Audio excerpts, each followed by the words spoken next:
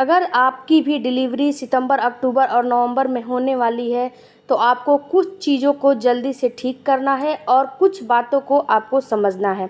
सबसे पहले तो मैं आपको ये बता दूं कि ये मौसम भी बदलने वाला होता है, तो इसमें आपको ज़रा सावधानी रखनी ही होती है, क्योंकि कभी हल्की सी ठंडी लगेगी, कभी हल्की सी गर्मी लगेगी, क्योंकि इस मौसम में हल्की सी ठंडी आ जाती है। तो आपको एक्स्ट्रा अपने आप को केयर करने की ज़रूरत है।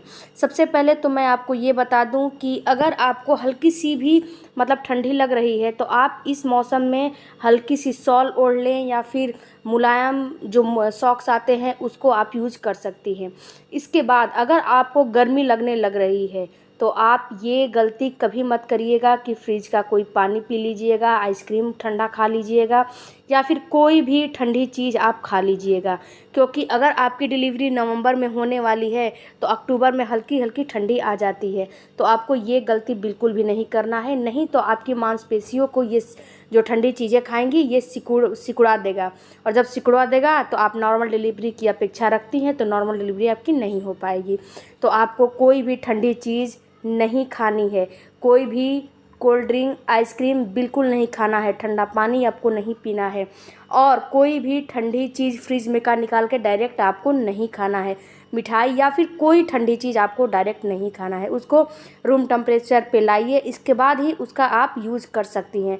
नहीं तो ऐसे आप उसका यूज़ नहीं कर सकती, नहीं तो आपकी बॉडी रिलैक्स हो जाती है और नॉर्मल डिलीवरी का जो हार्मोन है वो उत्तेजित नहीं होता है। इसके अलावा अगर आपको इस मंथ यानी कि अक्टूबर में डिलीवरी है तो सितंबर से ही अगर आपकी हीमोग्लोबिन 11 पॉइंट से कम है तो आपको इसे जल्दी से जल्दी ठीक कर लेना है, क्योंकि अगर आपके अंदर खून की कमी रहेगी तो सिजेरियन डिलीवरी हो या नॉर्मल डिलीवरी हो, दोनों डिलीवरी आपकी नहीं हो पाएगी, आप ये समझ लीजिए।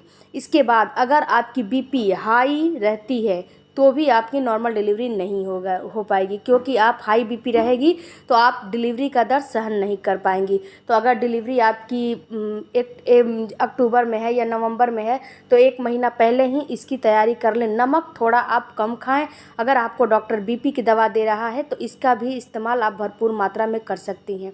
खून बढ़ाने के लिए आप गाजर, चुकंदर, अक्टूबर नवंबर में सारी हरी सब्जियां आने लगती हैं तो इन सारी सब्जियों का इस्तेमाल आप अच्छे से करें। अनार का सेवन, सेव का सेवन और चुकंदर का सेवन आप ज़्यादा से ज़्यादा करेंगी तो जो ब्लड है वो बनने में काफ़ी चुकंदर आपको हेल्प और मदद करेगा, तो ये आप ज़रूर करें।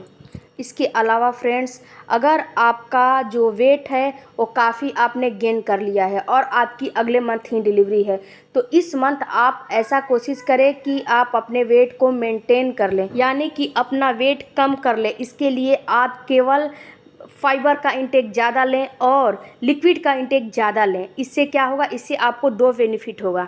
आपका एक तो वेट भी जो है लूज होगा, कम होगा, और दूसरा जो आपके अंदर पानी की कमी है यानी कि एमनियोटिक फ्लूइड की कमी है, डॉक्टर ने आपको बताया है अल्ट्रासाउंड करके, तो इसकी भी मात्रा ठीक रहेगी और आपका वेट भी कम हो जाएगा।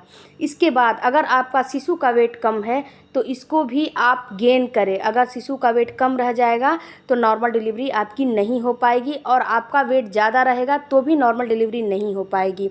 तो ना तो आपका वेट कम होना चाहिए ना ज़्यादा होना चाहिए, मेंटेन होना चाहिए, और आपके शिशु का भी वेट ना कम होना चाहिए ना ज़्यादा होना चाहिए, जो मीडियम होता है 3.5 kg तक उतना रहना चाहिए। तो आप लिक्विड का इस्तेमाल, दही, छाछ, ये सारी चीज़ें, लेकिन हाँ ठंडी नहीं आपको खाना है, आपको रूम टेम्परेचर पर रख के ही तो खाना है। इसके अलावा आपको एक्टिव रहना है। एक्टिव रहने का मतलब ये है कि आपको कोई हार्ड काम आपको नहीं करना है। ये नहीं एक्टिव रहने का मतलब कि दिन भर अपने ऊपर प्रेशर लिए रहें, ये बिल्कुल भी नहीं करना है। एक्टिव रहने का मतलब है आप एक्सरसाइज करें, 2 सुबह और शाम 30-30 मिनट का आपको वॉक करना ही करना है। इससे क्या होता है, इससे आपकी पेल्विस एरिया की मसल्स लचीली होती हैं, मुलायम होती हैं और सर्विक्स खुलने में आपको काफ़ी हेल्प करती हैं ये। तो आपको एक्टिव रहना है, आपको स्क्वेटिंग करना है। आप ऐसे नहीं कर सकती तो कुर्सी को पकड़ के कर लीजिए। आप अगर कंफर्टेबल फील कर रही हैं तो हल्का सा झाड़ू पोछा अपने ही रूम में हल्का सा लगाया करें। ये भी बहुत अच्छी एक्सरसाइज होती है दोस्तों।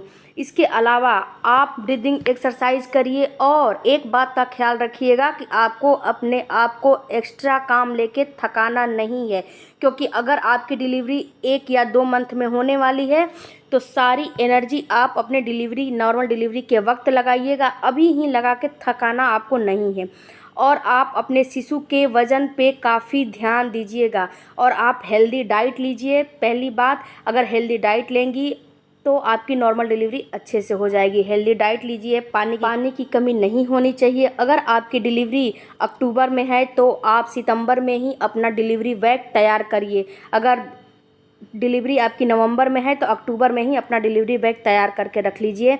और अपनी जितनी भी फाइलें हैं, हर चीज़ मैंने इस पे एक वीडियो बना के ऑलरेडी दिया है, उसको आप जाके चेकआउट कर सकती हैं। तो हर चीज़ का आप ख्याल करिए और नॉर्मल डिलीवरी चाहती हैं तो जो मैंने बताया है उस पर आप गौर करिए, तो नॉर्मल डिलीवरी आपको होने से कोई रोक नहीं सकता है। तो आई होप कि ये हमारा वीडियो आपको अच्छा लगा होगा। अच्छा लगे तो हमारे चैनल को लाइक शेयर सब्सक्राइब कमेंट करना ना भूलें। मिलते हैं अगले वीडियो में। Thank you for watching. Bye bye.